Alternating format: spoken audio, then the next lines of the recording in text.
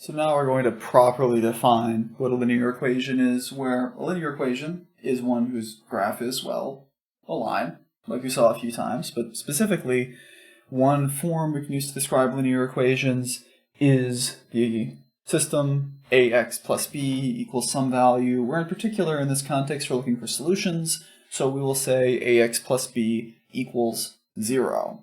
That is, we're looking for solutions of a specific form. These are roots. In this case, they're places where this kind of equation is true, and in particular because you can think of that 0 as being something like where a y would go, you might want to refresh your memory as we're going through here thinking about those ideas of intercepts, and in particular y-intercepts in this context. But point is, this is the type of thing we're looking at when we're talking about linear equations, and we'll get an example for what it can look like to actually go through and solve one of these.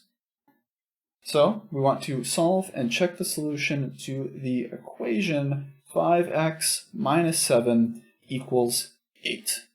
Now, when we're looking for the solutions to this equation, what that means is we're trying to find the values for our variable, the values that can possibly change to make the rest of what's going on there true, because x is the only thing we don't know here. And I'll say that with this problem, I'm not going to make people who haven't thought about this in a while feel bad, but it should be something that you are familiar with.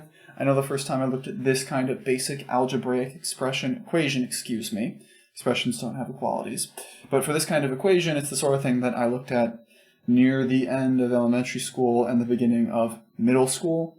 Maybe a little while, but hopefully once the gears get turning, this should be pretty straightforward. I'm still going to take it slow.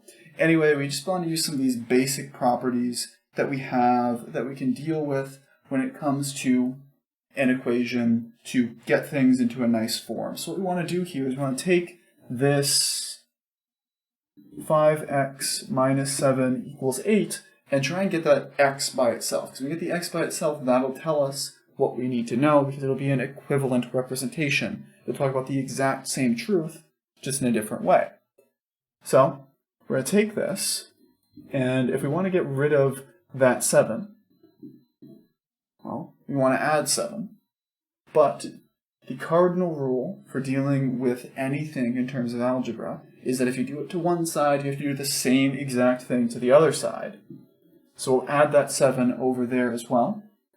This means that those 7s are going to cancel out, those will pile together, and what we'll have is 5x equals 15.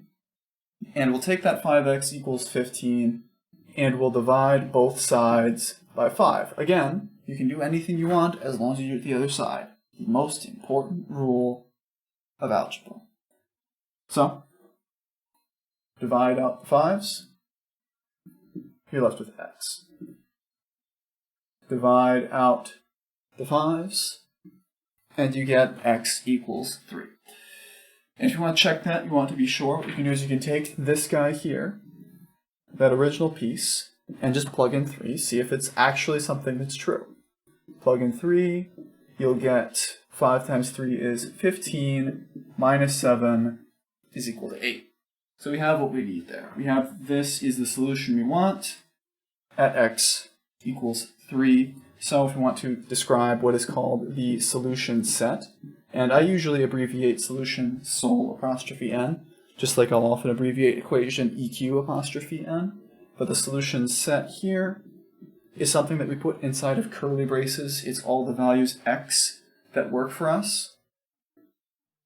So we say the solution set here is the single value 3. We'll get further on there and see that you don't just need to have one specific value to make this sort of thing work, but that's how we would denote it if we have things like so. Where in general, if we want to deal with this kind of problem, there is a pretty algorithmic process we can follow. First, we want to simplify and combine like terms. So if you have a whole bunch of x's, get those together. Then collect variables on one side, usually the left side. I have no idea why, but that's convention. Then the constants on the other.